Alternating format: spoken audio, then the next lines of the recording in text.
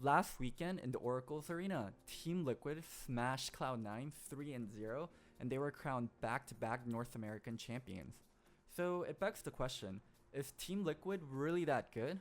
Could Cloud9 have done anything different to make the series a little bit closer?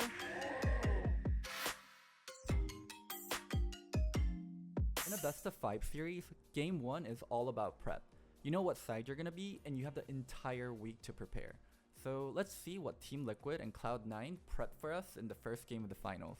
Team Liquid opens with a Akali followed by Zilean and Kindred. I'm guessing they don't want to deal with Jensen's Akali, and as for Zilean and Kindred, these are two champions that Jensen and Blabber has had amazing amount of success on. As for Cloud9, they banned Varus, Thresh, and Rakan. Varus is just a must-ban champion. He's incredibly strong in the meta right now, and Thresh and Rakan are target bans towards Ole. Team Liquid ends up with a very typical draft from them.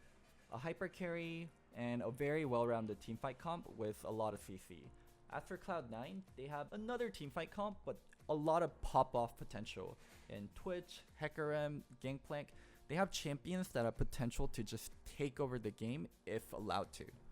As for Team Liquid, their strong point really comes from Ryze and Olaf. These are incredibly strong 2v2 champions, and they want to get the mid snowballing and affecting other lanes. Ryze and Olaf roaming bottom is going to be a really strong play from Team Liquid. Let's go check out the game itself. Early on, Team Liquid and Cloud9 both trade kills, but nothing too big really happens. They're just some solo kills, some gank kills, doesn't matter too much. First big play happens in bot lane, where Ole is able to hit level 6 in the brush and able to surprise Sneaky with a flash ult followed up with a binding. Doublelift ends up getting the kill, and Team Liquid is going to be able to take Inferno off of this. One other thing that I want to highlight is the great vision control coming in from Team Liquid, especially from Xmitty. He's able to consistently place deep wards into enemy jungle, being able to spot out where Hecarim is. Even if he's not showing on those wards, Team Liquid's bot lane and mid lane can rest assured and know that Hecarim's not on that side, so these are just very beautiful wards placed by Xmitty. With their laning leads, Team Liquid is able to take a lot of objectives in the early mid game. They're able to take the first Ocean Dragon, they're able to take Rift Herald, and they use that Rift Herald on mid, being able to take mid turret. They're just very good about turning their laning leads into team objectives. 20 minutes, 40 seconds into the game, Cloud9 is finally able to strike back. Team Liquid goes for a kill on Sneaky, but C9's mid and jungle is able to respond in time. Blabber comes in, and along with a good gangplank ult, they're able to kill Ole. With that kill, they're finally able to take bottom turret, and they also follow up into a dragon with the tempo they bought from killing Ole. Impact makes a really big mistake, getting caught mid while the rest of the team is setting up around Baron. He's extremely tanky, but Cloud9 is able to take him down, and they're able to get 2 turrets from this. Even though Team Liquid is able to get top turret, these mid turrets are very important, and Cloud9 taking these turrets so easily is a huge deal. Even with that great play from C9, you can see how Team Liquid is still very much in the driver's seat. The amount of vision they have around Baron is super important. Now, we see Jensen pushing out a little bit too far, and by using Ryze's ultimate combined with Flash, and Xmitty also collapsing in from the jungle by using his ultimate and Blue Smite on Jensen, they're able to catch him out. After killing Jensen, C9 still decides to commit, and TL does a great job of kiting backwards, buying time for Doublelift to join the fight. With Doublelift in range to fight, Impact opens up with Scion ult combined with his Q follow-up, and Ole goes in for a Flash ultimate.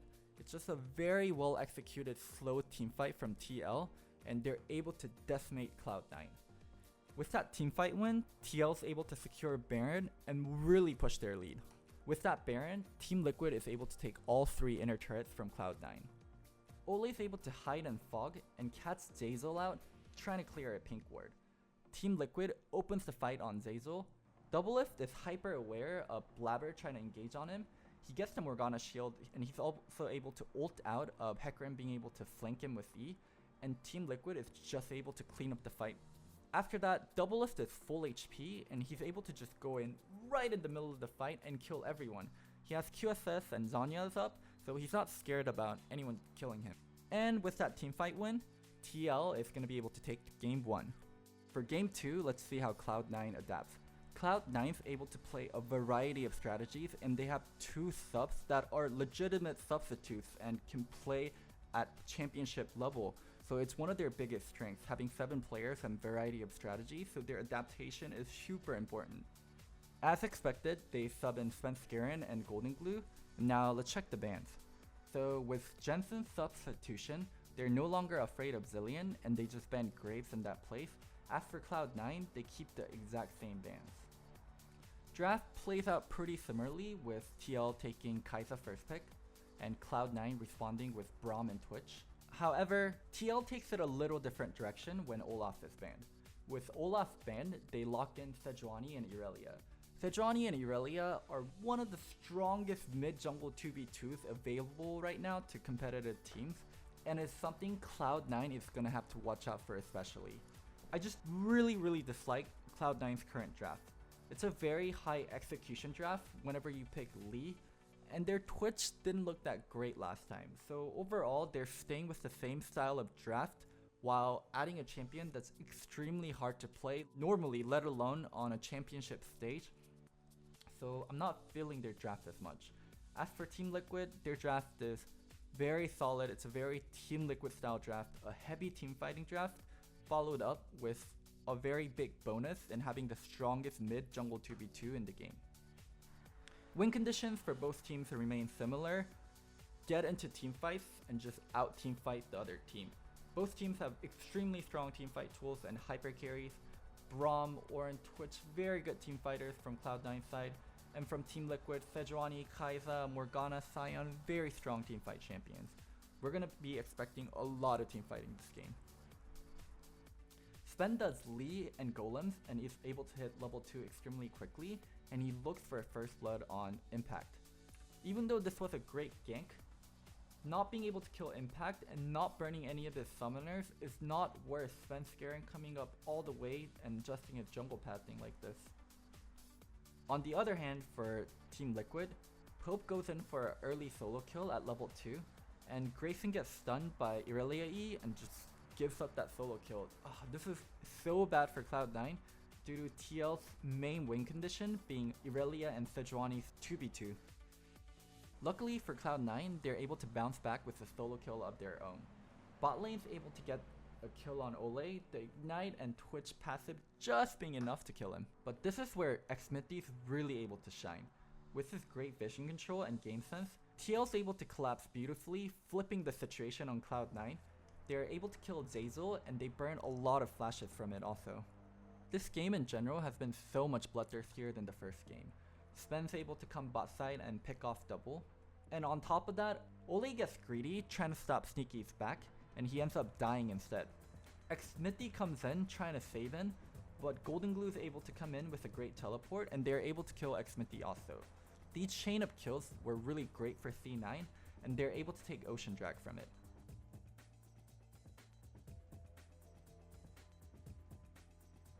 Around 15 minutes into the game, you can see the entirety of Teamliquid coming to group up for this mid lane skirmish. Even though Ole kinda gets caught, Impact is able to join the fight much faster than Licorice, and TL's able to clean up, picking up 3 kills here. With those kills, they're able to take mid turret, a super important turret to take, and they pick up Herald on top of that. Teamliquid continues snowballing their lead even further, and they kill Licorice here, and they're able to take bottom turret. Cloud9 is playing kinda scared. They don't end up fully committing for this mid turret, and they're not able to take it in return. By 23 minutes into the game, TL has taken 5 turrets, 2 dragon, and is up 8k gold. They're in a great position for this game. The game really opens up with this fight. Let's pay close attention. Teamliquid comes in trying to contest Cloud9's red buff, and Xmithy is able to catch 2 people and start the team fight. Now, both top laners are starting to TP into the fight, but one thing that's really messing with Cloud9 right here is look at Golden Glue and Sneaky's positioning. Golden Glue is away from the entire team. Licorice is teleporting way far away from Golden Glue, so he's not going to be able to do much. As a control mage, it's really important you're on the same side as your hyper carry, so it's much easier for your teammates to protect you and for both of you to do damage. Let's see what kind of effect this has. they try to focus Xmity. Licorice has a great ult, being able to knock up both Double Lift and Ole. And for some reason, Golden Glue ults Ole instead, but also he's too separated from the fight, and Sneaky can't do damage to the bot lane that's been CC'd by the entirety of Cloud9 team. Now, Sneaky's gonna get zoned out by Pobelter whenever he gets stunned, and Golden Glue also has to flash towards his team, and this fight just does not go that well for Cloud9. This was a fight they potentially could have won with better positioning, but due to how they were positioned, they lose the fight. Losing a fight this late into the game means Baron, especially with Double Lift, who's extremely farmed and on 2 items, and TL is able to easily take this Baron. Team Liquid is trying to take this inner turret, but Svenskeren is able to land such a beautiful kick on Double Lift. Q into Scion, Ward Hop, Flash, and ult, just a beautiful kick into Double Lift, and they're able to slow down Team Liquid somewhat, but Team Liquid is way too ahead. They win the last 2 team fights, and they're able to close out Game 2, putting the series at 2-0. For Game 3, C9 puts in Jensen and Svenskeren. This is the first time in a while where Jensen hasn't been playing with Blabber, and Sven hasn't been playing with Golden Glue, so Cloud9's trying to pull out all the cards, making sure they have the best players possible for this game. Not just the players, Cloud9 also changes up their draft. Finally, to them, enough is enough, and they end up banning Kai'Sa. Now, if you look at the draft in its entirety, Cloud9 changed up their strategy. They were going for a lot of execution-heavy pop-off champions in the past. Champions like Lee Sin, champions like Twitch, champions like Hecarim. But they decided they can't win with that chaotic style versus Team Liquid. Team Liquid is just too solid. So they're going for a more traditional teamfight comp. Strong engage, heavy backline, and at this point, I think the draft is already kind of lost for C9. Just looking at the true draft, it doesn't necessarily mean Cloud9 has a worse draft, but they've given up somewhat of their identity and they're just playing into what TL does the best. Honest, 5-on-5 team fighting. But games aren't just won and lost in drafts. Let's go check out the game itself. Early game is also pretty uneventful other than Svenskeren invading Xmity, but I really have to praise Xmity's experience and his just calmness on stage. He consistently has great vision control no matter what's going on. I mean, look at this vision he puts down. Pink ward and blue brush, these are 2 wards here. He's giving so much information to his mid lane and bot lane. This game does play out somewhat differently, with Cloud9 taking the first 2 dragons this time around. But it's not like Team Liquid's doing nothing. They do take Herald. But this game isn't decided on which team took the most objectives. Sure, taking objectives matter, but it's all about playing as a team. And I think that's where the biggest difference in Cloud9 and Team Liquid was. And this play really illustrates that very well. So currently you can see both bottom turrets are extremely low. Cloud9's bot turret is really low and Team Liquid's bottom turret is really low. And both teams should be absolutely focused on taking the first turret bot lane. Cloud9 finally has a decent push going, and they're pushing up to trying to take this bot turret. But Jensen and Sven aren't really on the same page. They're just like kind of controlling mid lane instead of coming down with the priority they have. At this point in the game, this bot turret is super important, and with both Sneaky and Zeyzal playing so far up forward, you can tell they want this bottom turret. Ole's able to land a good hook on Zeyzal, and they're just able to kill him very easily. Also, Xmity went full AP Gragas and he just one-shot Sneaky. TL's able to clean up, get that double kill, and be able to take the first turret bot. Jensen's able to take mid turret in return, but it doesn't really matter. They took the first turret bottom, and by using Rift Herald, they're going to be able to take another turret bot lane. This really shows TL's coordination and their true strength in playing as one unit, where Cloud9 has been kind of struggling this series to really do things together. But that's not the end of the game, and Cloud9's able to slowly inch back into the game. Remember, they still have a really strong teamfight comp, and they could still pull out the W if they can pick up a few teamfight wins. If you look at the mid-game play for both teams, it's much easier for TL to play it out. Even though Rise loses to Cassio early, cause he runs teleport, he's able to side lane much more effectively than Cassio, and from that, TL's able to take a turret. Both teams go back and forth, but TL's slowly edging this out. They're able to take a turret top lane, Xmitty is able to pick up a dragon, and the fight comes down to this. Both teams are grouped up in mid lane, trying to take control, trying to get the priority on the wave, and then Licorice steps up a little too forward. Rise lands a good W on him, followed by a Scion Q and a Thresh hook. The team fight starts with Licorice getting extremely chunked, Impact kiting back well, and Ole just landing these key hooks on the tanks, and TL is able to chunk out Licorice and kill Svenskeren. Team Liquid stays on the map, and with Svenskeren dead, they're very confident that they can take Baron. Cloud9 tries to contest, but with Licorice having to back out and teleport in kind of late, Team Liquid just takes Baron on them. Impact teleports in, and he's able to start the fight with his ultimate, knocking up 2 people, followed up with his Q. Pobelter has a great Rise ult, being able to get behind entirety of Cloud9, and this is going to be pretty much game. Team Liquid is able to take Baron even though double dies, TL is able to pick up more kills here, and Cloud9 is just going to be 2 behind. TL, as always, does a great job of methodically taking out the inhibitors and turrets with their Baron, and due to the tempo advantage they have, they pick up an Elder Dragon on top of all that. Team Liquid's up 11.k gold on Cloud9, and they're just gonna group up top lane and pretty much just finish the game easy peasy. And with that, Team Liquid wins the series 3-0. So, cause Cloud9 is the lower seed coming into this series, they're able to pick sides for game 2 and 4, while Team Liquid is able to pick sides for game 1, 3, and 5. They ended up taking purple side in game 2, and I think that was a mistake. I would have much rather seen them on blue side and be able to sniper ban TL while threatening that Kai'Sa first pick. Another thing that was kind of problematic for Cloud9 was they went for these high execution drafts with Twitch, Lee Sin, and Hecarim. These drafts are just extremely hard to play, and you have to get ahead and snowball. While that has been traditionally Cloud9's style leading up to this series, it just didn't work on Team Liquid because they were very solid and they didn't give Cloud9 a lot of space and mistakes to really take over the game and be up on tempo. Overall, I feel like there wasn't anything they could have done differently dramatically to change the outcome of this series. Sure, they might have picked up a game or two by changing the 2 mistakes we went over, but overall, Team Liquid was a much better team and much better prepared to take this series. I really want to highlight Xmitty's great vision control. He was just so on point about placing vision in enemy jungle by himself, and later on he did a great job moving around the map with Ole and Pobelter, getting vision down in crucial spots.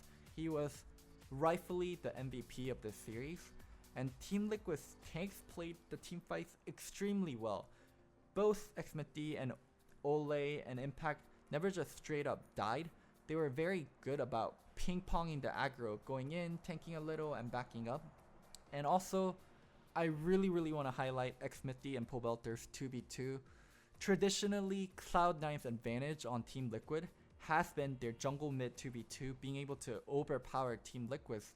But Xmitty and Pobelter, not only did they stand up to Cloud9's duo, they absolutely destroyed and were the primary reason why Team Liquid was in control of the early game. Anyways, great series from both Team Liquid and Cloud9, and I'm really excited to see Team Liquid play at Worlds, and I think Cloud9 is going to be a threat in the gauntlet to potentially make Worlds for North America.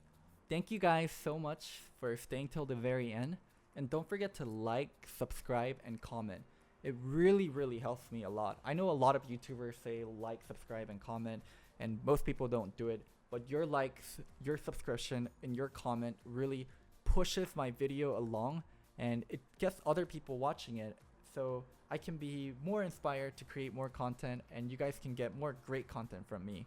And once again, thank you to Pro Guys for editing my video. It's getting better and better, and I'm extremely happy with it. I hope you guys are too.